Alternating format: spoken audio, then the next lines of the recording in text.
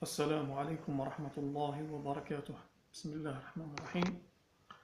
Donc, دائما مع les circuits à diode. Donc, continuons avec les circuits à diode. Donc, dans cette vidéo, nous avons un exercice à résoudre. Cet exercice, bon, on considère dans cet exercice le circuit électrique suivant. Bon, c'est un circuit composé d'un générateur de tension alternative, EDT, relié à une résistance de valeur R sur 2 d'une diode D1 reliée à une résistance de valeur R, et ensuite nous avons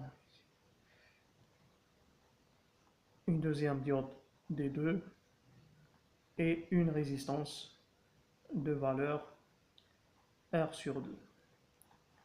Voilà. Donc c'est ça le circuit.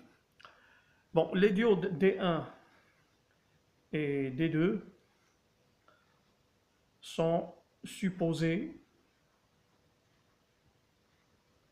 parfaites. Qu'est-ce que ça veut dire des diodes parfaites? Bon, une diode parfaite, c'est-à-dire sa tension de seuil V gamma est considérée égale à 0 et sa résistance dynamique égale à 0 ohm. Donc, la tension de seuil égale à 0 volt et la résistance dynamique égale à 0 ohm. Donc, on peut, par exemple, schématiser la caractéristique électrique comme ça. Donc, à 0, attention, dès qu'on a une tension différente de 0, donc il y a passage de courant I. Sinon, si la tension est inversée, ça veut dire si la polarisation est inversée, la diode est bloquée, il n'y a pas de courant, le courant est égal à 0. Donc ça c'est V, I en fonction de V. La caractéristique d'une tension d'une diode parfaite. Bon, la première question, on vous demande de calculer U de T, donc trouver U de T, dans les deux cas suivants, dans les deux cas suivants. Bon, A, petit a, lorsque VE égale à 10 volts, c'est-à-dire lorsque VE est remplacé par une source de tension continue, stable, égale à 10 volts. Et B, lorsque VE égale à moins 10 volts, ça veut dire lorsque VE de TT, le générateur de tension, est remplacé par une source de tension stable en régime continu, mais avec des pôles inversés. Commence par petit a, la première tranche de la première question. Donc lorsque VE égale à 10 volts, donc on remplace VE par 10 volts, donc qu'est-ce qu'on aura? Donc le passage de courant, donc le sens de courant sera ce sens-là, donc I de T va circuler dans ce sens-là. Donc à ce point-là, il va emprunter le chemin qui contient la diode D1. Pourquoi? Parce que la résistance R sur 2, il y a une tension là. Et sur D1, donc, puisque la diode est considérée comme parfaite, c'est-à-dire la tension appliquée au bord de cette diode est égale à 0. La différence de tension appliquée au bord de D1 est égale à 0. Donc il y a court-circuit, donc on court-circuite directement R sur 2. Donc le courant va emprunter le chemin de D1, ensuite il va circuler dans R. Bon, A, U de T, c'est ça la tension U de T, c'est la tension au bord de la résistance R. Ensuite, il va emprunter le chemin passant par la diode D2, et non pas le chemin qui contient la résistance R sur 2, d'accord? Donc on peut remplacer tout ça par le circuit suivant. Donc nous avons D1 comme court-circuité, ensuite la résistance R, D2 court-circuité, enfin on revient au pôle négatif du générateur, donc VE de T égale à 10 volts à la résistance. Donc le courant I de T c'est ça, et la tension c'est ça. Donc on voit bien que U de T dans ce cas égale à VE de T qui est égal à 10 à 10 volts. Très bien. Maintenant, passons à la deuxième tranche de cette question. Lorsque VE égale à moins 10 volts, ça veut dire lorsqu'on inverse la polarité de la source de tension. Donc, dans ce cas, donc, le courant va passer dans ce sens-là. D'accord? Donc, arrivant à ce point, il va trouver en face de lui donc, la cathode de la diode D2. Donc D2 sera polarisée en inverse, donc il n'y a pas de courant, elle est bloquée, elle se comporte comme un interrupteur ouvert, donc le courant ne va pas emprunter ce chemin, il va emprunter le chemin qui contient R sur 2, la résistance R sur 2.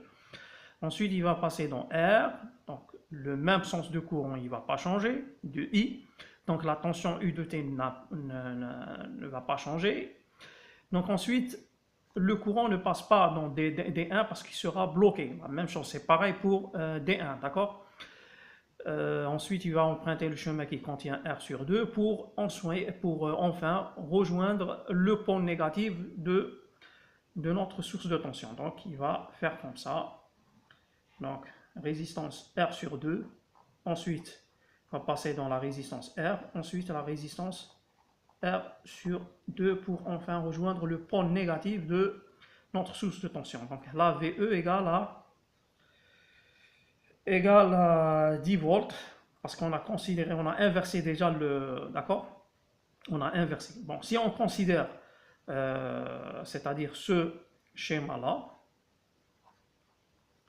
on peut considérer ce schéma-là, mais on doit écrire VE égale à moins 10 volts, d'accord? En tous les cas, donc ça c'est R sur 2, ça c'est R et R sur 2. Donc le courant il va passer dans ce sens-là, donc il va passer dans R dans ce sens, et bien la tension sera dans ce sens-là, U de T. Donc on voit bien que U de T égale, donc c'est l'inverse de VE de T. Mais il y a trois résistances, donc on utilise le théorème diviseur de tension pour calculer U de T. Donc U de T égale à quoi dans ce cas? Donc égale à moins VE sur multiplié par R divisé par la somme des résistances. Là, la somme des résistances est 2R. Simplifie 2R. Donc ça fait moins VE sur 2. Et VE c'est moins 10, donc moins 10 ça fait 10 sur 2, ça fait 5 volts. Très bien. Maintenant, dans la deuxième question, on vous demande de tracer en fonction du temps la tension U de T, la tension au bord de la résistance R, dans les deux cas. Bien sûr, si VE de T est sinusoïdal, donc le cas VE de T est sinusoïdal de valeur maximale Vm égale à 10 volts. Donc on peut écrire VE de T égale à Vm sinus oméga T avec Vm égale à 10 volts. Donc cette fois-ci, nous avons un signal donc alternatif sinusoïdal. Donc il contient deux alternances, une alternance positive et une alternance négative. Mais l'important c'est que sa valeur maximale égale à 10 volts. Donc lorsque Vm est positif, donc qu'est-ce qu'on a? On a ce cas-là, le premier cas, d'accord? Donc avec une source de tension, donc le courant passe dans ce sens, sauf que on a une alternance, ça veut dire VE de T égale pas 10 volts, mais 10 fois sinus oméga T. Il change en fonction du temps, mais sur une demi-période. C'est la première demi-période lorsque l'alternance est positive, donc le courant passe dans ce sens, et donc U de T égale à quoi? Égale à VE de T. Donc sur la première demi-alternance, donc on a U de T égale à VE de T. Donc VE de T, et la valeur maximale là, c'est Vm égale à 10 volts. Donc sur la deuxième alternance, lorsque l'alternance est négative, donc nous avons ce circuit-là, et donc U de T égale à moins VE sur 2. Moins VE sur 2, c'est-à-dire c'est pas une alternance négative, mais c'est une alternance positive. Mais il faut faire attention, c'est divisé par 2. Donc sa valeur maximale devient 5 volts. Donc au lieu de 10, nous avons Vm sur 2, c'est-à-dire 5 volts. Donc c'est ça pour l'alternance, la deuxième alternance. Bon, ainsi de suite pour 3t sur 2, donc ça sera la même chose, donc valeur maximale égale à 10. Ensuite pour 2t, donc c'est ça, c'est 5 volts, etc. Donc ça c'est le traçage de U de T en fonction de t. La troisième question, on vous demande de remplacer les deux résistances R sur 2, ces deux résistances-là, par deux diodes, D3 et D4. Bon, la tension VE de T est toujours sinusoïdale. Que devient l'allure de la tension U de T dans ce cas? Donc on ne va pas remplacer, on va mettre donc, notre schéma ici. Donc ça c'est VE de T. Donc déjà nous avons là notre diode D1. Et là, à la place de R sur 2, donc on va mettre une diode qu'on va appeler D3. D'accord. Ensuite, la résistance R. Bon, là nous avons notre diode D2. Et bien sûr là, on va mettre la diode D4.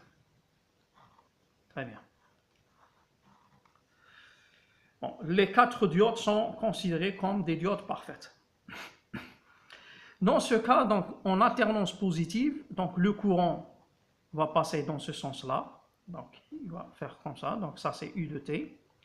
Donc, on va emprunter le chemin D1R, ensuite D2. En alternance négative, il va emprunter le chemin donc D4 parce que D2 sera bloqué. Ensuite R, ensuite D3. Voilà, pour revenir au VE de T. Très bien. Donc, dans ce cas, il n'y a pas diviseur de tension parce qu'on peut schématiser notre VE de T comme ça.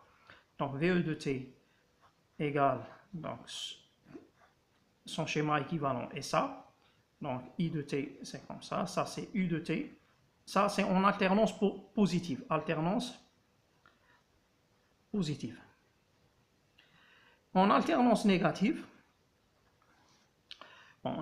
négative, donc le courant va passer dans l'autre sens, comme ça. Donc R, I, mais la tension sera dans ce sens-là. Donc la tension sera aussi inversée. Donc U de T, toujours, donc dans ce cas, U de T égale à VE de T. U de T. Par contre, U de T ici égale à moins VE de T. Donc en alternance négative. En alternance négative. Bon, c'est-à-dire, donc U de T en fonction de T, le traçage. Donc on a les périodes T sur 2, T, ensuite 3T sur 2, 2T, etc. Donc la valeur maximale, c'est V1 égale à 10. Pour une alternance positive, donc nous avons U de T qui va suivre VE de T. En alternance négative, donc l'allure de U de T serait VE de T, mais en négative. C'est-à-dire pas l'alternance négative, mais on a une autre alternance positive. Et ainsi de suite. Donc avec une valeur maximale égale à 10 volts. Ainsi de suite. Donc qu'est-ce qu'on remarque, ou bien comme conclusion, on peut dire qu'il s'agit d'un redressement à double alternance. Donc il s'agit bien qu'un montage de redressement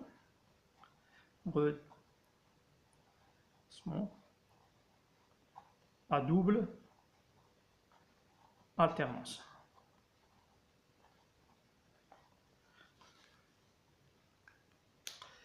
Voilà, donc je vous remercie d'avoir regardé cette vidéo.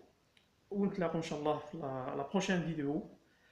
Je vous invite toujours de vous abonner à ma chaîne, de mettre like et de laisser des commentaires si vous voulez. À la prochaine, Inch'Allah. Assalamu alaikum wa rahmatullahi wa barakatuh.